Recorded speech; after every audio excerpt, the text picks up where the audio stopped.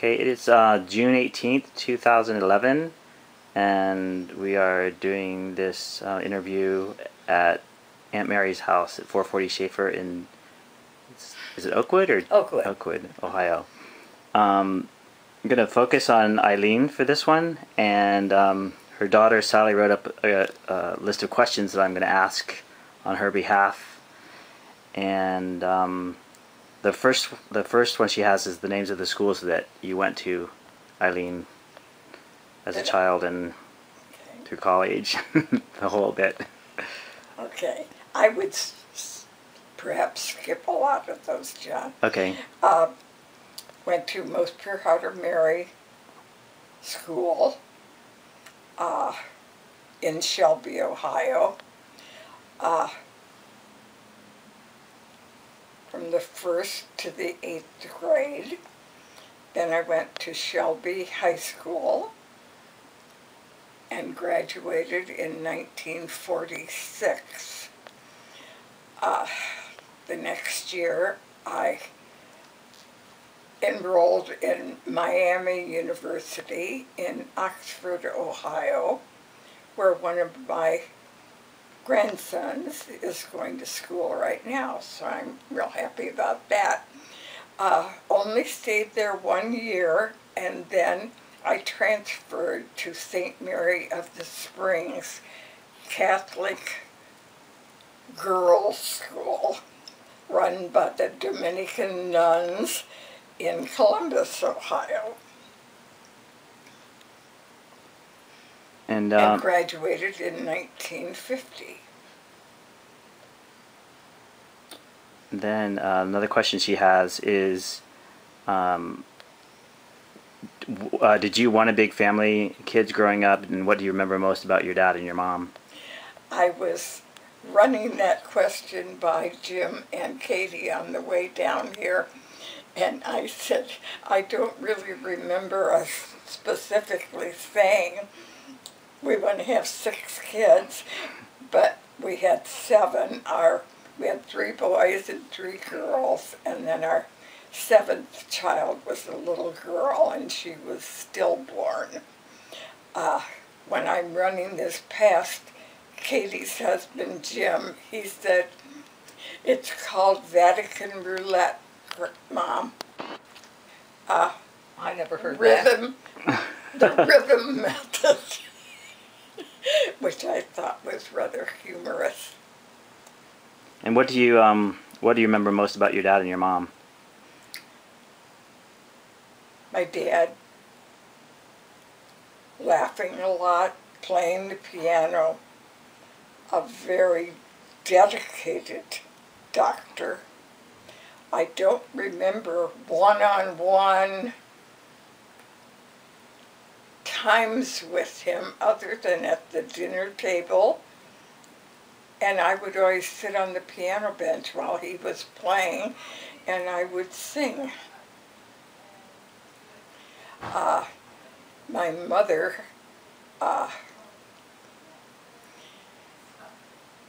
who I loved dearly, she was a very controlling mother, and I know at the time, however, I've sort of turned into my mother in many ways, want to run the show all the time. Hi. Hello, whoever. Oh, hi, Mary Kay. Yeah. I grew up feeling very safe and secure and in a very caring family. Went to Mass every single morning at Most Pure Heart of Mary before school, and also went to Mass every Sunday, either with my mother or my dad. They never went to church together because somebody had to be at home to answer the telephone. And I remember my dad falling asleep in church and yawning real loud when it would embarrass me, which is kind of silly. So, what would you pass on to future generations about getting older?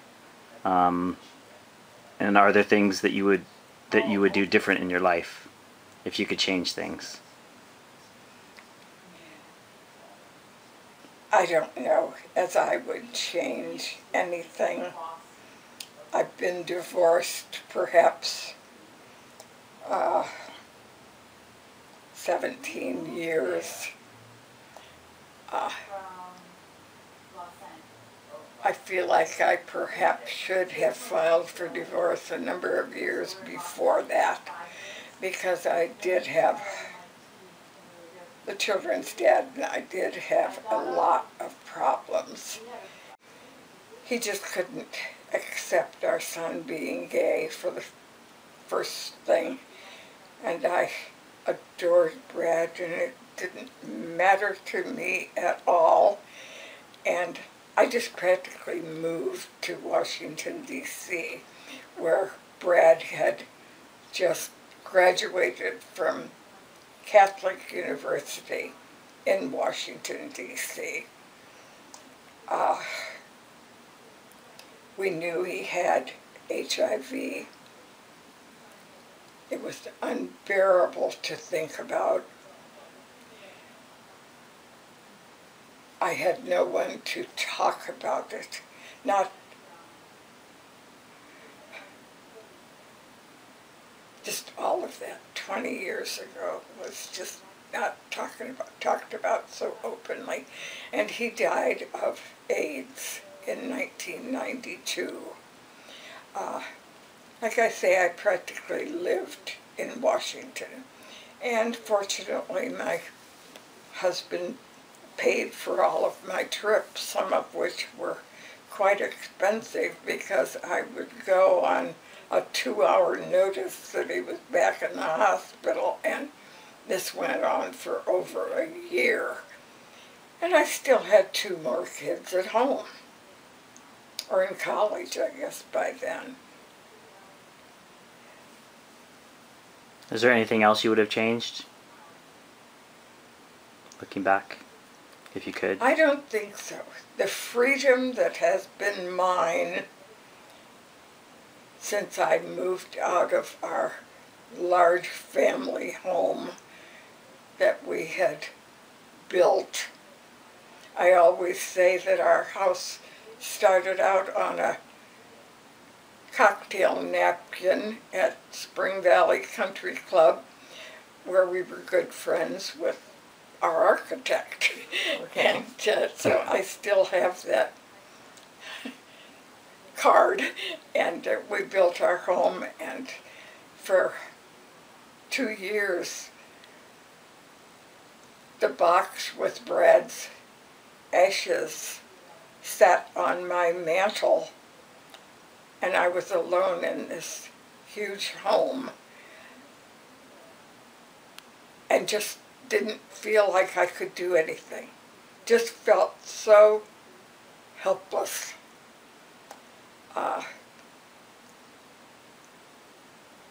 Since a couple of years before our divorce, Dick had been living with another woman, and I knew about it. And I shut my eyes because I was too fearful to do anything about it. They never did marry, but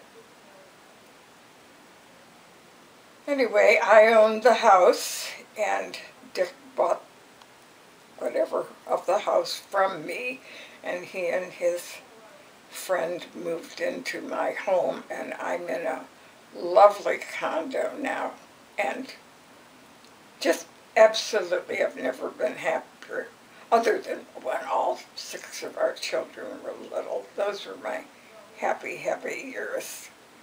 I think one of Sally's questions says, what are your happiest years? And I said the 60s and the 70s. Yeah, she asked, what age would you like to relive again? The 60s and 70s. Yeah. Yeah. Then you had mentioned earlier when we were talking, the camera wasn't running, about school. So one of Sally's questions was, what did you like the most and the least about school? Okay, I mentioned the outhouse. Right. Did you catch that? Okay. I loved being taught by the nuns. And the outhouse is something you did not like, right? Yeah, that was what I did not like. I could have run up to our house on Marvin Avenue to Yes, you could have. do the same thing instead of waiting in line. Loved being taught by the nuns, had so many friends. I just was happy all the time in grade school. I don't remember. I loved it. You mentioned your dad earlier. That one of her questions was, what do you remember the most about your dad and your mom? What about your mom? Very caring.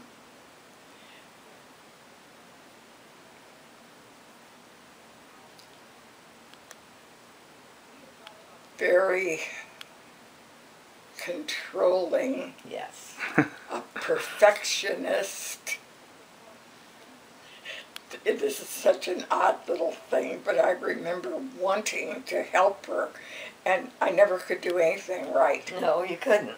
It just, I mean, not you specifically. Yeah. I couldn't either. and John always talked about mowing the lawn 4 times because he wouldn't have the lines straight in mowing the lawn. Well, I remember trying to hang up laundry Out in the along backyard. with my mother, and she let me hang up the towels, but I couldn't even do the towels right or the washcloths. She'd wait till I was out of sight, and she would take them down and hang them up again.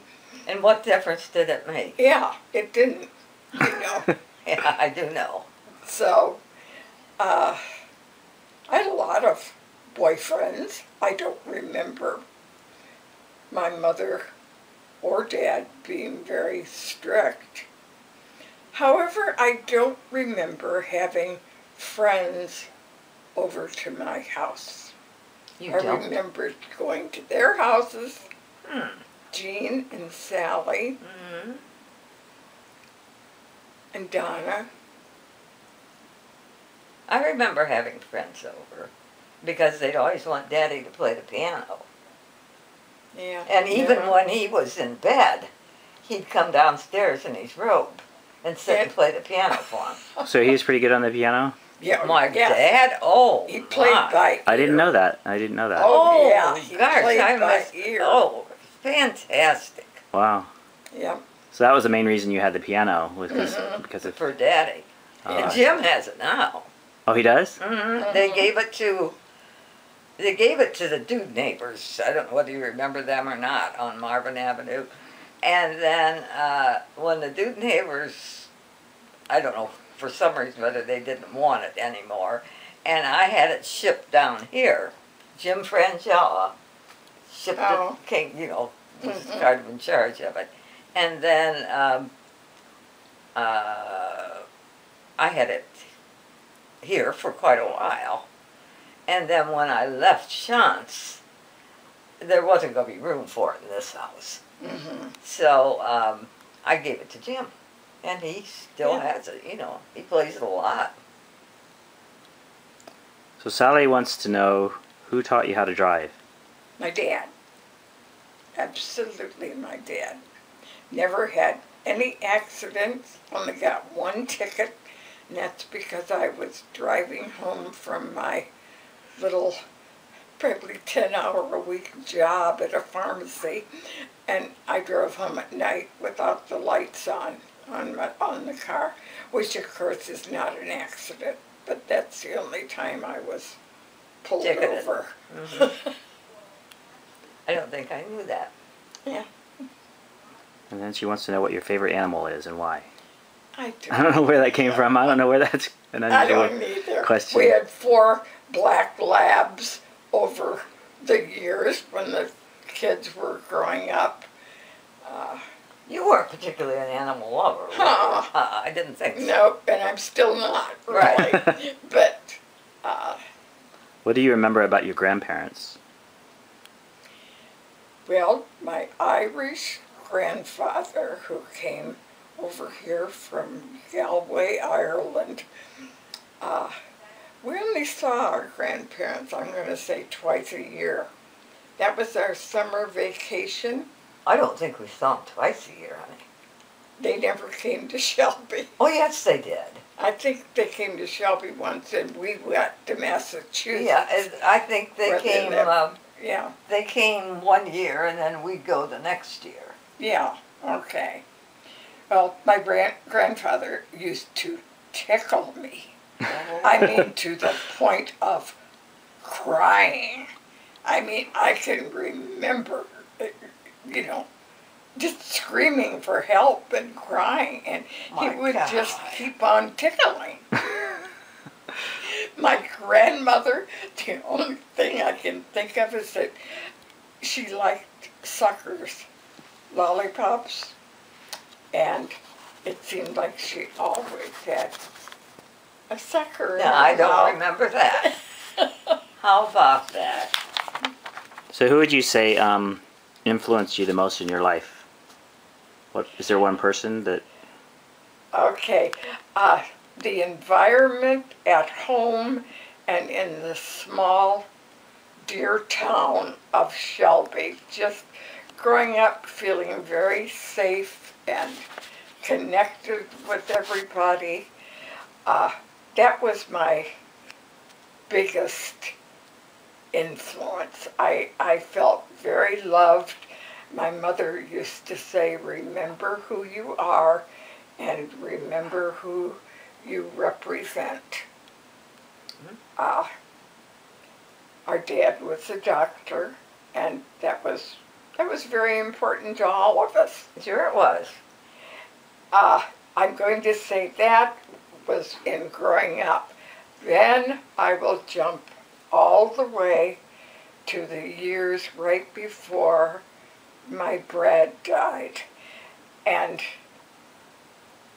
with the assistance of my kids and a couple of dear friends, I went into therapy with a psychotherapist in Oberlin that my doctor recommended. And, well, he just absolutely, I never would have made it through all of what happened in a 10-year period there if it had not been for Dr. Spencer, was his name. And I used to go every week. Sometimes I would go twice a week. And when I was finished, or he was finished, and like he says, we're never finished, Eileen, but I was a changed person. I accepted things that happened. I tried to accept Brad's death. And at this point, I can't remember if I said that he did die of AIDS. Yeah, you did.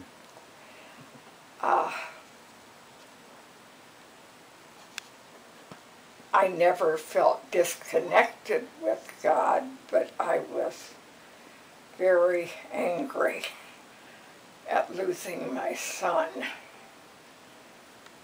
That was one of Sally's questions, was whether you ever questioned God and your parents. Never questioned him, but I challenged him.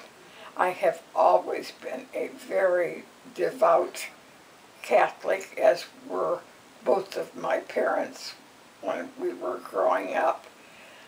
So you used to go to church every week? Every day. Every day, okay. Every day in grade school. In grade school, yeah. Yeah. I did too, and I went to St. Mary's, so it was every day. Yeah, That's right. Yeah. Same school. Yeah. Yeah. So what do you think heaven is like? Beautiful.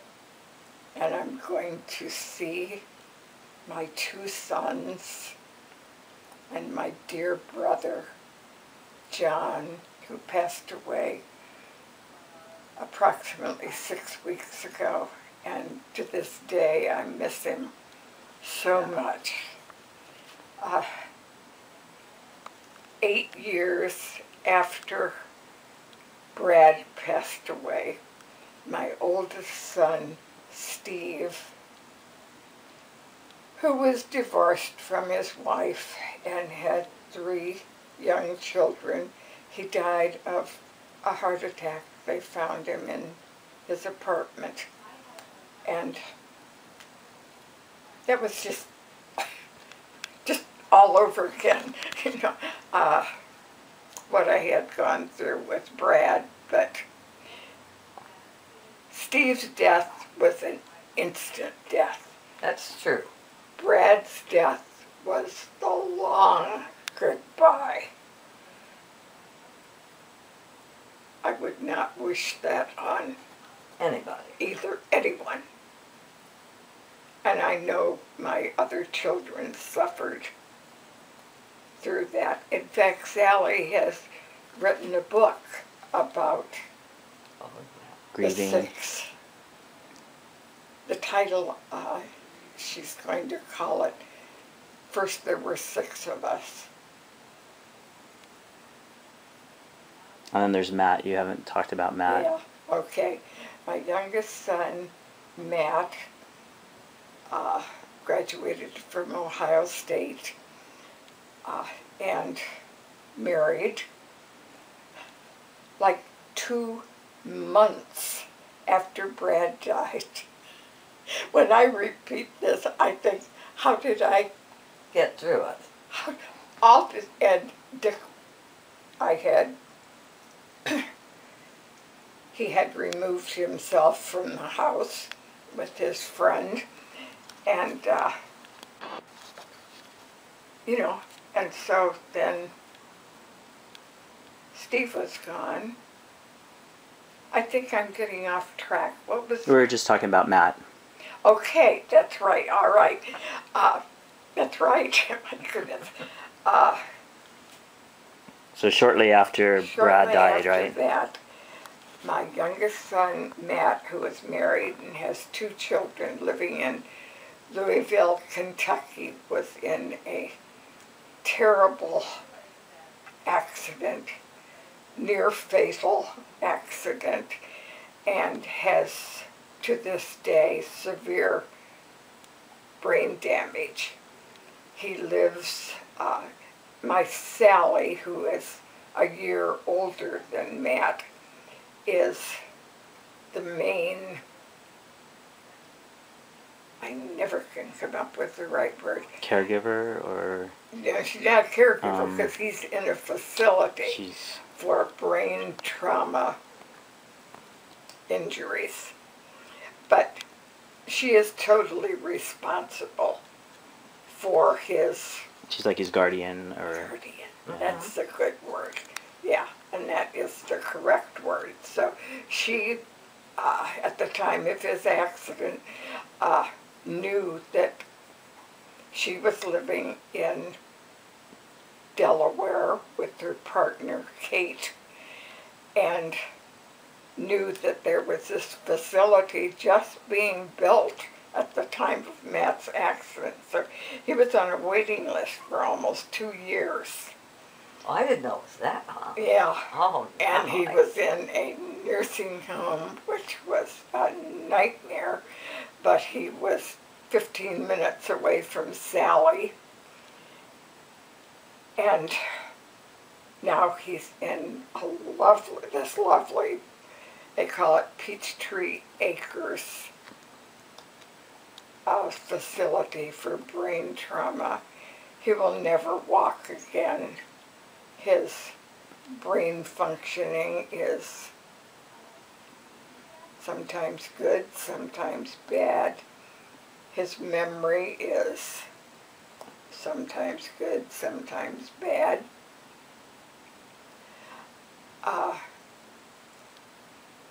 I tried to fly to Delaware, or last year, John, my brother, and his wife drove me to Delaware, and we had a wonderful visit with Matt, but he can only take like 2 hours of being with anyone, and then he falls asleep.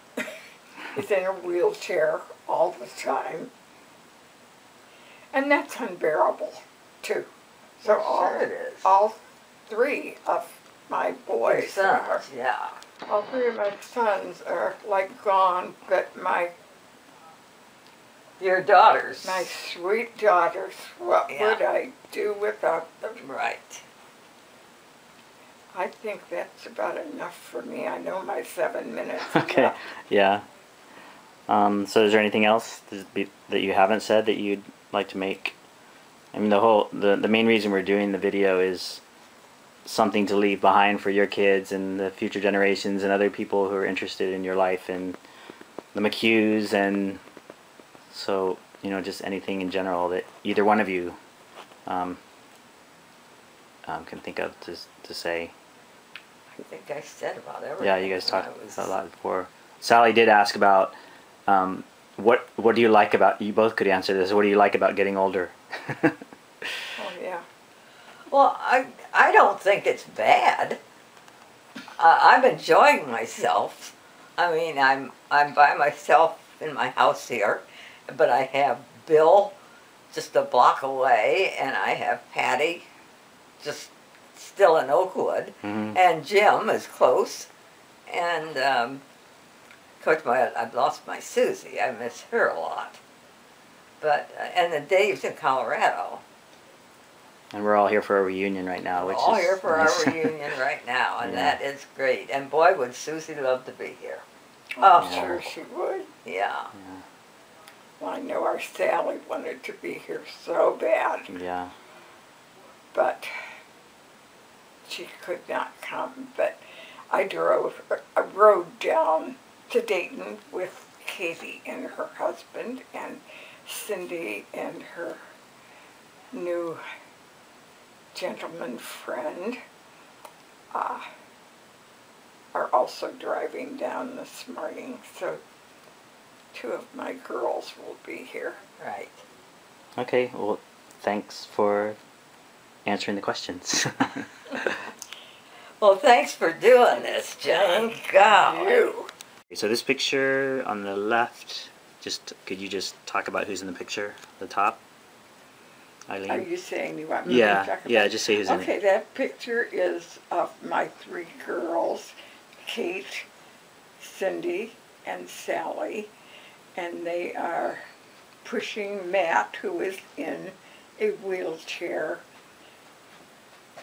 in a park called Cascade Park in Elyria. Okay, and we'll move on to this one. Okay, that picture is quite a number of years old. It's a picture of the children's dad is on the right. His name is Richard. And beside him is Brad.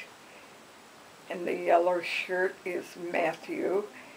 And on the far left is Steve, who was an attorney. I have to add that. I was so proud of him. And he had so much to offer his family and went way too soon. And this picture, the top. Yeah, that's my 6 kids in front of the home where they were all raised. So you give their names for. Steve, Cindy, Katie, Brad, Sally, and Matt. Okay. And the picture on the bottom is the same 5 children, and Brad, who is on the far right, has already passed away. That was at one of our grandchildren's graduations